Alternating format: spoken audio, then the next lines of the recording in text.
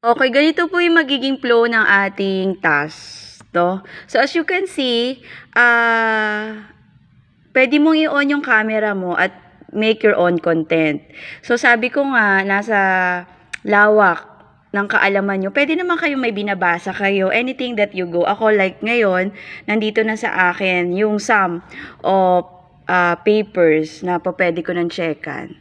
Naka-on yung camera while doing the task. Kaya nga po task.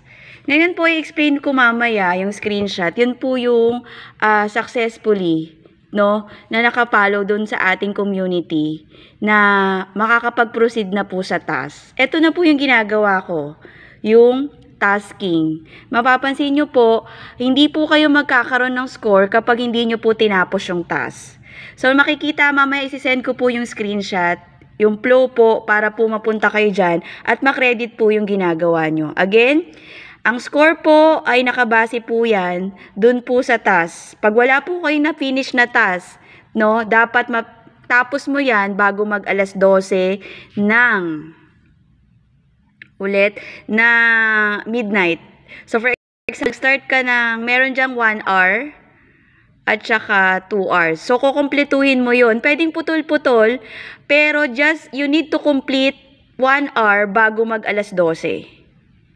So, susunod na araw, no, kung busy ka, nasa pag-budget mo yun eh. Kailangan matapos mo yung 1 hour at saka 2 hours. Let's say, sa isang araw, 1 hour ka muna, no?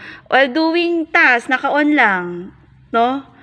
At natapos mo yung 1 hour ng walang putol-putol. Dapat hanggang alas 12 lang. Pindutin mo yung redeem. Magkakaroon ka ng score. So, hindi mo natapos sa isang araw yung 3 oras. Kinabukasan, oo, pwede ka mag 2 hours. No? Pag natapos mo po yung 3 hours task, no, makikita po yun sa score, yun po yung magiging grade nyo at pag-grade sa inyo ni Pupu Live. So, mamaya ko i-explain bakit ito po yung napili natin. Tandaan po natin, lalo na yung mga umatin ng seminar, sinasabi po yung quality of excellence.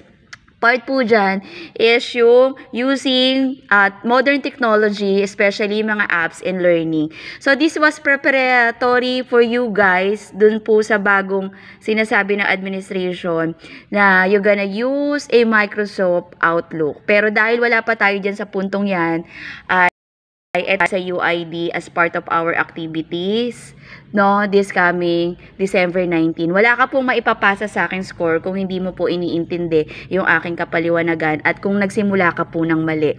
Yung isasend ko po sa ating GC, yun po yung mga tamang tao na tama po yung kanilang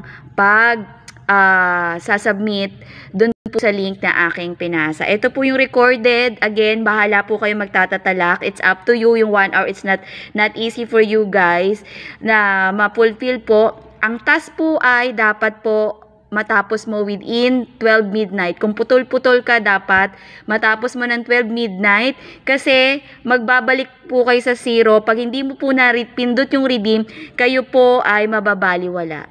Bago dumating yung December 19, dapat ma-fulfill mo na yan, magpasa mo yung screenshot. At the same time, I'm using 2 gadget eh.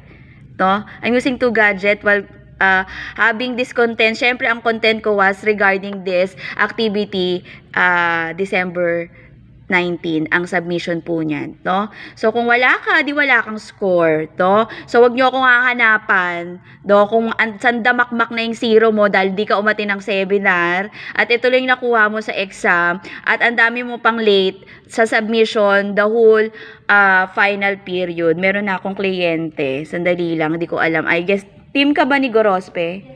Okay, buti na lang nandiyan ka.